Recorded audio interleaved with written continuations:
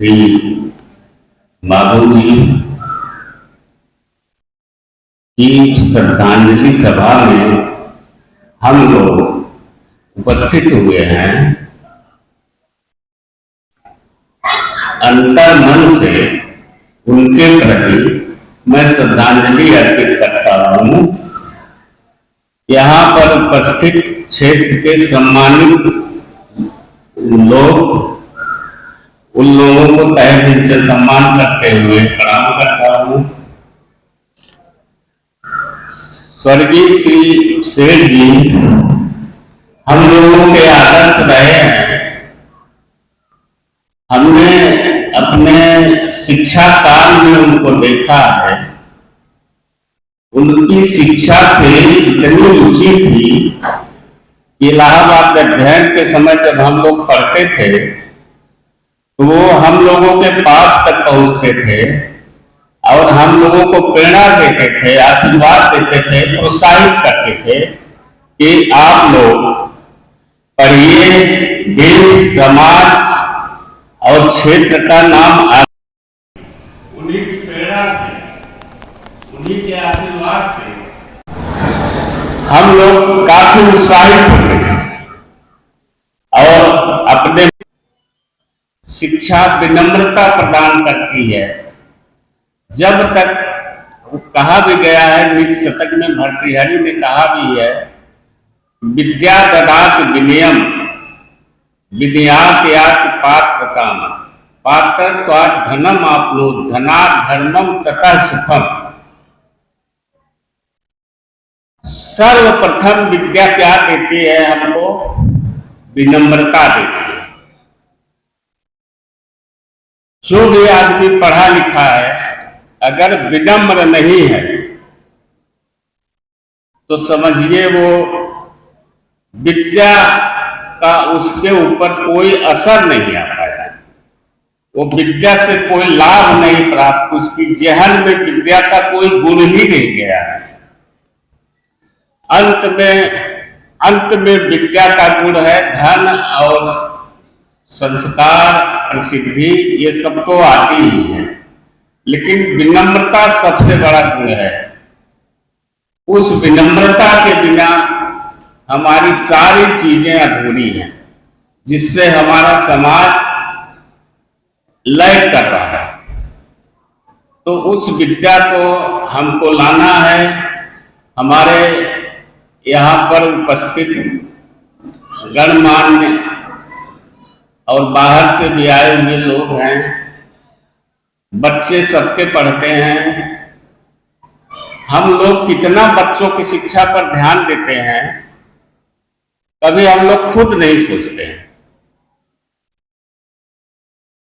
खाली रिजल्ट को कोसते हैं। हम गार्जियन के रूप में कितना समय बच्चों को देते हैं, कितना टाइम देते हैं, कितना उनको देखते हैं कि हमारा बच्चा क्या पढ़ रहा है, क्या नहीं पढ़ रहा है, कहाँ उठता है, कहाँ बैठता है, आप उसके साथ कितना बैठते हैं।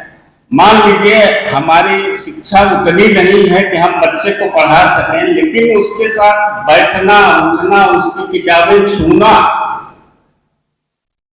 ये बड़ा महत्वपूर्ण है। आपको नहीं कुछ आता है, उस किताब से पढ़ करके ही पूछिए,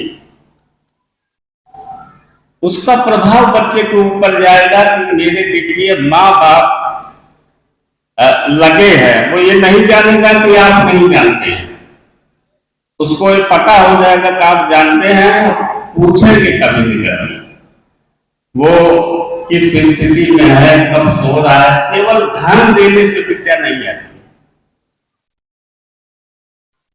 अगर हम अपने बच्चों को चाहते हैं कि केवल धन दे करके उसको शिक्षित कर दें, उसको विद्वान बना दें, वो संभव नहीं है। एक गरीब आप लोग को अब तो व्हाट्सएप का जमाना है, देख ही रहे होंगे, एक गरीब परिवारों के बच्चे भी कितने बड़े बड़े पदों पर पहुंच गए हैं। धन की कमी न तो किसी को विद्वान बनने से रोक सकती है और न ही धन की अधिकता किसी को विद्वान बना सकती है। ये हमारा आपका, माँ बाप का, समाज का दिया हुआ परिवेश है, जिसमें हमारे बच्चे विद्वान बन सकते हैं, शिक्षित बन सकते हैं, वैचारिक बन सकते हैं, वैज्ञानिक बन सकते हैं, उनकी सोच विस्तृत हो सकती है। ये देखा है हम लोग कि हमारे बच्चे पढ़ लिख करके इंसान बने, केवल नौकरी के लिए नहीं पढ़ना है कि हमको नौकरी मिल जाए, मेरा काम पूरा हो जाए, अफसर बन गए, टीचर बन गए, इंस्पेक्टर बन गए, और वो काम अब शिक्षा का पूरा हो गया। शिक्षा का काम अनवरत चलता है, हमेशा चलता रहता है। यहाँ तक कि हमको सेवानिवृत्ति के बाद ऐसा महसूस कर रहे हैं कि इतना दिन जो नौकरी किए 30 साल, अपना बड़ा ही जिंदगी का कीमती समय खराब कर दिया। घर आने पे लगा कि बच्चों को पढ़ाने से इनमें और सुधार हो सकता है। खुद देखने से, कोचिंग करते हैं, क्लास करते हैं, वो तो अलग चीजें हैं, लेकिन खुद हम आप कितना देखते हैं, इस पर आप लोग जरा सा चिंतन करें। ये मेरी पीड़ा है कि हम लोग अपने बच्चों को नहीं देख पा रहे हैं। सारी चीजों के लिए मेरे पास पैसे भी हैं, सारी चीजों के लिए मेरे पास समय भी है, लेकिन बच्चों की पढ़ाई, उनकी देखभाल के लिए मेरे पास कोई समय नहीं है। हम लोग पैसा दे करके अपनी ड्यूटी पूर्ण मान लेते हैं, इससे उद्धार नहीं होने वाला है। हमारे बच्चे कंपटीशन में, वो चाहे अधिकारी का कंपटीशन हो, चाहे मेडिकल लाइन हो, चाहे इंजीनियरिंग लाइन हो, पिछड़ रहे हैं। हकीकत यह है कि उनको मार्गदर्शन नहीं मिल रहा है, सही मार्गदर्शन नहीं मिल रहा है। केवल मार्गदर्शन के नाते हम लोग पीछे जा रहे हैं, और जब रिजल्ट निकलता है तो हम लोग लिस्ट देखते हैं, इसमें हमारे बच्चे तो हैं नहीं। हमारी कमियां हैं कि हम बच्चों को मार्गदर्शन दे नहीं पा रहे हैं। मार्गदर्शन उनको कोचिंग में भी मिलता है, क्लास में भी मिलता है, लेकिन वो पर्याप्त नहीं है जब तक हम लोग खुद नहीं लगेंगे। तो ये तो उनके, चूंकि ये उनकी एक वो थी, उनके आदर्श थे, स्वर्गीय बाबू जी के आदर्श थे। उन आदर्शों पर तो हमारे और मित्रगण चर्चा कर ही रहे हैं, लेकिन ये पर्टिकुलर बिंदु शिक्षा को हम लोगों को देखना है, अपने बच्चों को देखना है। और हमारे मित्र लाल रत्नाकर साहब का वक्त भी बढ़े हुए हैं अपने टाइम से, तो उतना समय न दे पा करके बाबूजी को, स्वर्गीय बाबूजी को परम श्रद्धांजलि अर्पित करते हुए अपनी बातें समाप्त करते हैं। जय हिंद। और आप लोगों को अभी चरण स्पर्श करते हैं। बहुत बहुत धन्यवाद जी। मेरे बहुत सारे साथी, देखिए बैठिए प्लीज।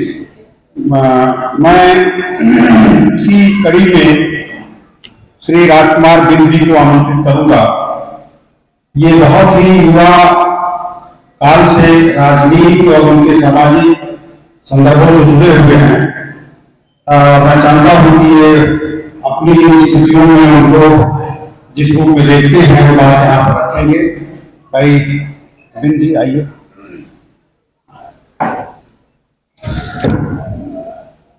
सबसे पहले